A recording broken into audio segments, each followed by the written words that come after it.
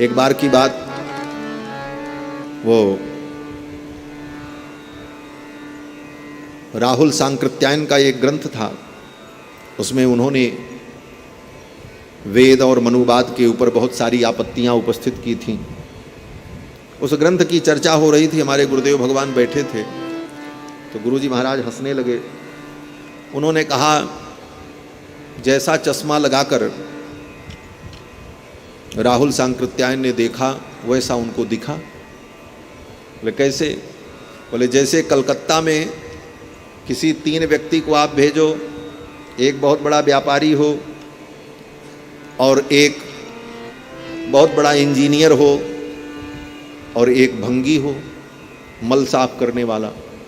3 व्यक्ति को आपने कलकत्ता भेजा और कहा जाओ देख करके आओ और अपना अनुभव बताओ। तीनों गए, लौट करके आए। जो व्यापारी था उसने कहा हमने देखा कलकत्ता में अमुक वस्तु का व्यापार बहुत अच्छा हो सकता है, इसकी मार्केट बहुत अच्छी है, उसकी वही दृष्टि थी। इंजीनियर आया तो उसने कहा वहाँ पर ये बिल्डिंग बहुत अच्छी बनी थी, ये खराब थी, ये स्ट्रक्चर अच्छा नहीं था। और वो मलमार्जक भंगी जब लौट करके आया तो उसने क्या बताया? बोले वहाँ गटर जो है ओवरफुल हो गया था, वहाँ इतनी गंदगी थी, वहाँ इतना कचरा था। क्यों? बोले वो वही देखने गया। तो जिसकी जैसी दृष्टि होगी उसको वही दिखाई पड़ेगा, नहीं भी होगा तो वो देख लेगा, दोष दर्शन कर लेगा। तो मनुस्मृति में अगर पूर्वाग्रह से रहित होकर और मनु के प्रति श्रद्धा भाव रखकर मनुस्मृति का हम स्वाध्याय करें तो उसमें सारे सद्गुण आपको दिखाई पड़ेंगे और मनु के आदेश में वो दिव्यता हमें अनुभव होगी, तभी हम वास्तव में मनुष्य बन पाएंगे। मनुष्य बनने के लिए मनु के सिद्धांत का हमें अनुपालन करना होगा। मनु जी ने जो कहा है उसका पालन करना होगा। स्वयंभू मनु और शतरूपा को भगवान ने प्रकट किया।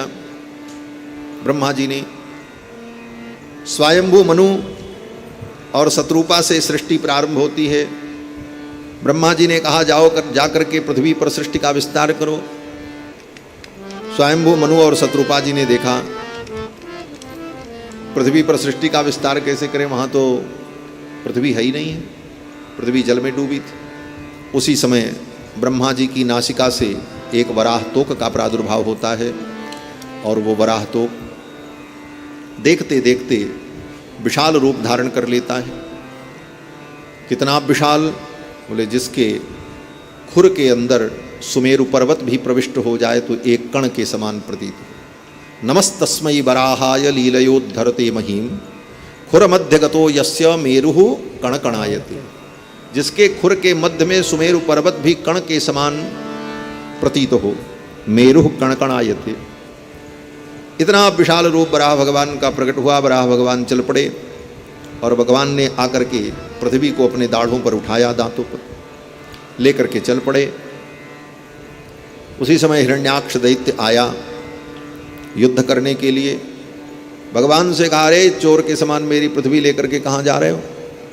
भगवान ने कहा, चोर तो तुम हो, मेरी पृथ्वी को चुरा करके लाए। ये दैत्य की प्रवृत्ति है।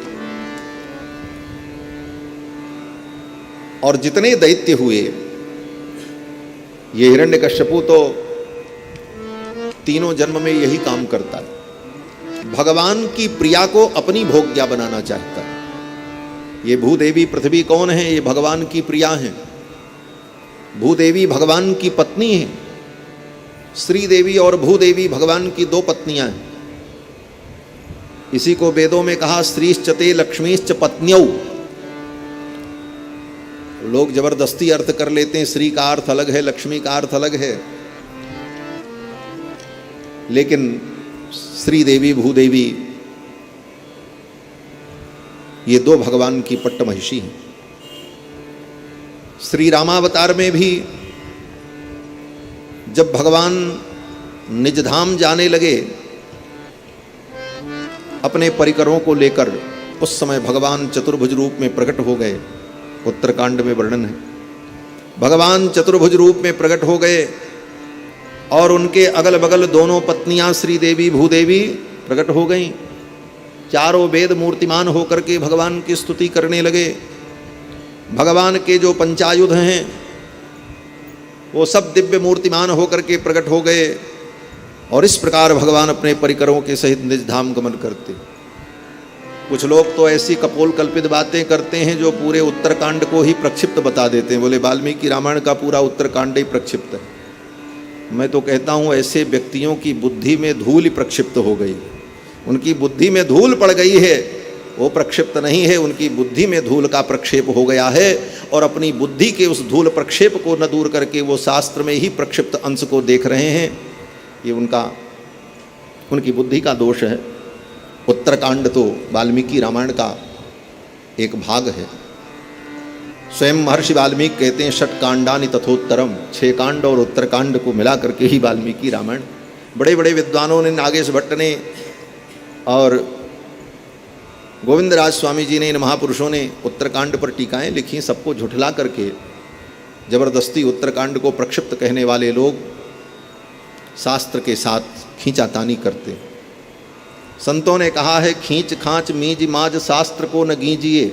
बहुत बुद्धि तुमको भगवान ने दी है, बहुत बड़े वैयाकरण और नैयायिक और वेदांती हो, तो उसका सदुपयोग करो, उस बुद्धि का दुरुपयोग करके शास्त्र की अवहेलना मत करो।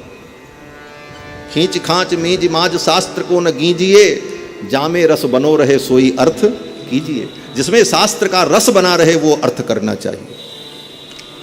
तो महाराज भगवान अपने परिकरों के साथ जब निज धाम जाते हैं तो चतुर्भुज होकर श्रीदेवी भूदेवी उनकी दोनों पत्नियां साथ हैं।